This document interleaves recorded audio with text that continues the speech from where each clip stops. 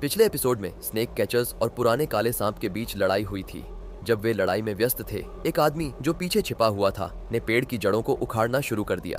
उसने snake catchers की तारीफ की और उन्हें धन्यवाद दिया कि उन्होंने पुराने काले सांप का ध्यान भटकाया।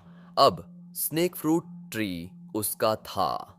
हालांकि स्नेकी ने उसे देख लिया और गुस्से से आग बबूला हो गया, क्योंकि वह आदमी पेड़ की जड़ों को नष्ट कर रहा था। गुस्से में स्नेकी उसकी तरफ दौड़ा और उसे टुकड़े टुकड़े करने के लिए तैयार हो गया। वह आदमी इतना डर गया कि उसने पेड़ को कसकर पकड़ लिया। स्नेकी रुका नहीं, उसने पूरे पेड़ को उस आदमी के साथ अपने मुंह में डाल लिया। यह स्नेकी की गलती नहीं थी, वह आदमी खुद पेड़ को उसके रास्ते में ले आया था। लेकिन अब उसने पेड़ और आदमी को निगल लिया था और उसकी गर्दन में पेड़ अटक गया। स्नेकी को परेशानी महसूस होने लगी और वह पूरा पेड़ निगल नहीं पाया। उसने सिर्फ पेड़ का ऊपरी हिस्सा निगला, जिसमें पत्तियां, फल और शाखाएं थीं। उसका पेट फूला हुआ महसूस हो रहा था, जैसे अभी फटने वाला हो। मजबूरन उसने पेड़ को उगल दिया। अफसोस की बात यह रही कि उसने गलती से सारी पत्तियां खा ली थीं और फल वैसे ही बचे रह गए।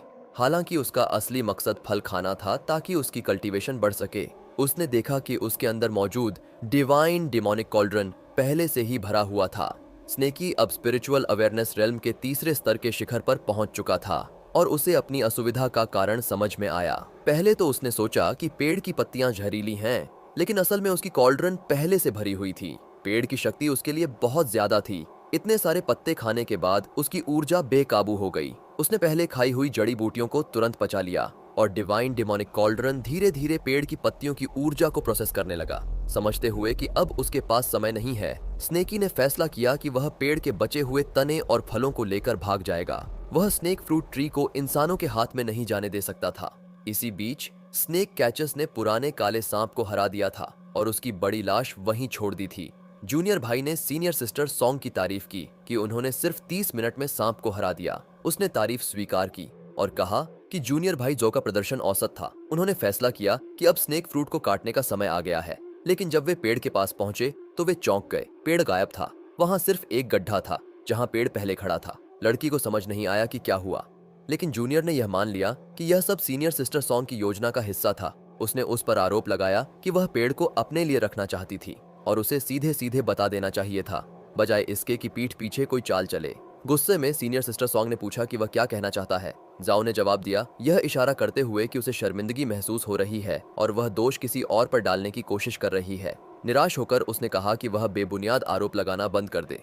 लेकिन जाओ ने जिद करते हुए कहा कि उसे उस साथी का नाम बताना चाहिए जिसने पेड़ चुराने में उसकी मदद की। उसने वादा किया कि अगर वह कबूल कर लेगी तो वह मास्टर को नहीं बताएगा। यह सुनकर वह और ज्यादा गुस्से में आ गई और उनकी बहस चलती रही। उन्हें पता नहीं था कि स्नेकी गुफा के दूसरी तरफ से सब कुछ देख रहा था, अपनी एक्सरे विजन का इस्तेमाल करते हुए। वह सोचता है कि ब्रह्मांड उसके पक्ष में काम कर रहा है। यह बिल्कुल सही था कि वे एक दूसरे पर शक कर रहे थे। वह अंदर ही अंदर उन्हें लड़ने के लिए चीयर कर रहा था। जैसे ही लड़ाई शुरू होने वाली थी, जाओ ने एक टेलीपोर्टेशन जेट टोकन निकाला, यह धमकी देते हुए कि वह मास्टर को बुला लेगा, क्योंकि सीनियर सिस्टर सॉन्ग पेड़ चुराने की बात कबूल नहीं कर रही थी। उसने उसे चिढ़ाया और कहा कि वह बेधड़क कॉल कर सकता है। उसे उसकी धमकियों से कोई डर नहीं था। जैसे ही वह टोकन को एक्टिवेट करने वाला था, किसी ने उसका हाथ पकड़ लिया। वह उनका बड़ा सीनियर भाई था। उनके मास्टर को उनके हर मूवमेंट के बारे में पहले से ही जानकारी थी और उन्होंने बड़े सीनियर भाई को चुपके से उन पर नजर रखने के लिए भेजा था। वह अभी अभी पहुंचा था और दोनों को लड़ते देख निराश हुआ। पसीने से तरबतर जाओ ने घबराते हुए पूछा, बड़े सीनियर भाई, क्या आपने स्नेक फ्रूट ट्री लिया? बड़े भाई ने सिर हिलाया, नहीं, किसी और ने लिया है। और वे बहुत चालाक थे। उन्होंने एक आदमी का इस्तेमाल किया पेड़ को खोदने के लिए और फिर उसकी मदद की भागने में, वरना वह स्पिरिचुअल एनर्जी के जरिए यह महसूस कर लेता और चोर का तुरंत पता लगा लेता। अब एकमात्र विकल्प था चोर के पद चिन्हों का पीछा करना। सीनियर भाई ने कुछ जादू का इस्तेमाल किया, लेकिन पद चिन्ह पहले ही गायब हो चुके थे। जूनियर ने पूछा, अब हमें क्या करना चाहिए? हालांकि सीनियर भाई हार मानने को तैयार नहीं था। दृढ़ संकल्प के साथ उसने चोर को पकड़ने की कसम खाई और जूनियर को आश्वासन दिया, जब तक वह आदमी जिंदा है मैं उसे ढूंढ लूंगा। जूनियर को सीनियर भाई पर पूरा भरोसा था, क्योंकि सीनियर भाई ट्रू कल्टीवेशन स्टेज के 6ठे स्तर पर था, जो कि बहुत ही शक्तिशाली स्थिति थी। उसे यकीन था कि उसका सीनियर भाई चोर को जरूर पकड़ लेगा। स्नेकी जब सीनियर भाई के कल्टीवेशन लेवल को समझा तो वह चौंक गया और पूरी तरह से सदमे में जम गया। उसे पता था कि उसका इस स्तर के व्यक्ति के खिलाफ कोई मौका नहीं था। सीनियर भाई कभी भी उसे मार सकता था। घबराहट में स्नेकी ने भागने का कोई रास्ता ढूंढने की कोशिश की। गुफा काफी गहरी थी और अगर वह अपनी डिवाइन कॉन्शियसनेस को बंद करके छिप जाए तो शायद, सिर्फ शायद, उसके बचने की उम्मीद हो सकती थी। तभी स्नेकी ने कुछ सूंघा, पके हुए स्नेक फ्रूट की खुशबू। यह एक बहुत बड़ी समस्या थी। गंध पूरे गुफा में फैल रही थी और ज्यादा देर नहीं लगी कि सीनियर स्नेक कैचर ने इसे नोटिस कर लिया। उसने घोषणा की, पके हुए स्नेक फ्रूट की खुशबू, यह जमीन के नीचे से आ रही है। बिना कोई समय गंवाए उसने अपनी अर्थ ट्रेवर्सल टेक्निक का इस्तेमाल किया और जमीन में ऐसे घुस गया जैसे पानी में तैर रहा हो। यह अर्थ एस्केप टेक्निक थी, जो 5 मौलिक तकनीकों में से एक है जिसे सभी मिडिल स्टेज कल्टीवेटर्स इस्तेमाल कर सकते हैं। जैसे ही सीनियर स्नेक कैचर तेजी से जमीन के अंदर जा रहा था, स्नेकी के पास कोई विकल्प नहीं था सिवाय इसके कि वह पका हुआ फल निगल ले और भाग जाए। अपनी आम कल्टीवेशन मेथड का पालन करते हुए उसने इसकी शक्ति को डिवाइन डेमोनिक कॉल्ड्रन में अवशोषित किया और प्रार्थना की कि कॉल्ड्रन जल्दी से ऊर्जा को शुद्ध कर दे। उसके पास समय कम था। सीनियर भाई जल्द ही गुफा के गहरे हिस्से में पहुंच गया, लेकिन तब तक स्नेकी पहले ही भाग चुका था। अब मिडिल स्टेज कल्टीवेशन तक पहुंचने के बाद स्नेकी भी अर्थ एस्केप टेक्निक का इस्तेमाल कर सकता था। सीनियर भाई उस तकनीक से प्रभावित हुआ और सोचने लगा कि स्नेकी का कल्टीवेशन लेवल क्या हो सकता है, लेकिन यह मायने नहीं रखता था। सीनियर स्नेक कैचर के पास एक खजाना था जो उसके पूर्वजों से उसे मिला था।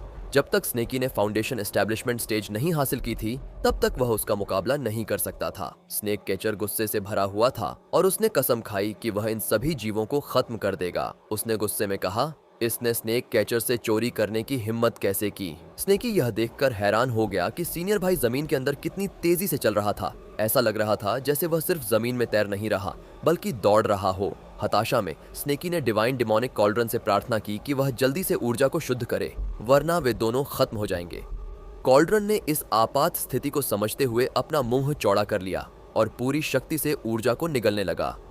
ऐसा लग रहा था कि कॉल्ड्रन स्नेकी की गुहार सुन सकता है। जैसे ही स्नेकी भाग रहा था, उसके शरीर में सुनहरी ऊर्जा फैलने लगी। उसके जहरीले दांत और बड़े हो गए, उसकी मांसपेशियां फैल गईं और नए सुनहरे तराजू उभर आए। एक बिल्कुल नया स्नेकी अपनी पुरानी खाल से बाहर निकलने वाला था। ठीक उसी समय जब सीनियर स्नेक कैचर उसके पास पहुंचा, स्नेकी ने स्पिरिचुअल अवेयरनेस रेल्म के चौथे स्तर में प्रवेश कर लिया। स्नेक कैचर चौंक गया। उसने आधे दिन से जिस चीज का पीछा किया था वह एक साधारण कल्टीवेटर नहीं, बल्कि एक सांप था। और इससे भी ज्यादा हैरान करने वाली बात यह थी कि यह सांप बिना उससे लड़े ही स्पिरिचुअल अवेयरनेस रेल्म के मिडिल स्टेज में पहुंच गया था और अब पेड़ लेकर भाग रहा था।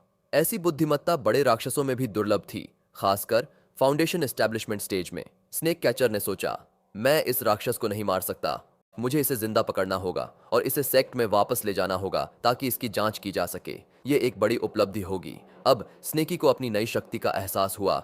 उसके सुनहरे तराजू और मजबूत हो चुके थे और अब वह खुद को बड़ा, तेज और ज्यादा ताकतवर महसूस कर रहा था। उसे लगा कि वह भाग सकता है, लेकिन सीनियर स्नेक कैचर हार मानने वाला नहीं था। उसने हवा में छलांग लगाई और एक खजाना बाहर निकाला। स्नेकी का दिल बैठ गया। यह सिर्फ जादू नहीं था, इस आदमी के पास खजाने भी थे। स्नेक कैचर ने खजाना फेंका और चिल्लाया, जाओ, अपर ग्रेड स्पिरिचुअल ट्रेजर। यह एक जानवर को वश में करने वाली अंगूठी थी जो सोने की रस्सी जैसी दिखती थी और यह सीधी स्नेकी की तरफ बढ़ी। स्नेकी जानता था कि अगर वह पकड़ा गया तो यह उसका अंत होगा। उसने अपनी पूंछ से हमला किया जिससे रस्सी का रास्ता बदल गया, लेकिन वह अपनी सुनहरी तराजू से इसे नष्ट करने में नाकाम रहा। सीनियर भाई ने फिर से सोने की रस्सी फेंकी जो इस बार सीधी स्नेकी की तरफ जा रही थी। तो अब आगे क्या होगा? क्या स्नेकी भागने में सफल होगा या स्नेक कैचर उसे पकड़ लेगा? यह जानने के लिए इस चैनल को सब्सक्राइब करें और मैनहवा रिकैप्स के और रोमांचक एपिसोड्स देखें।